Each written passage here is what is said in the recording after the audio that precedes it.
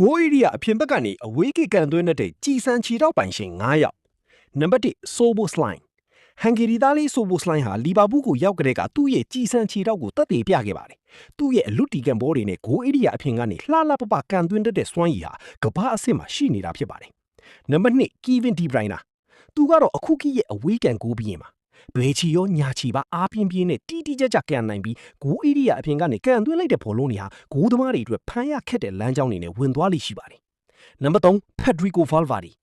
Real Madrid ရဲ့အင်ဂျင်လို့တင်စားရတဲ့ Valverde ဟာတိတ်ငက်ဆိုတဲ့နာမည်နဲ့လိုက်အောင်အဝေးကန်ချက်ဒီမှာအရန်အားပါပါတယ်သူ့ရဲ့ညာချီကန်ချက်တွေကကြည်စံထွက်တယ်လို့မြန်ဆန်လို့ခုခံဖို့တော်တော်လေးခက်ခဲပါတယ်နံပါတ်4 Bruno Fernandes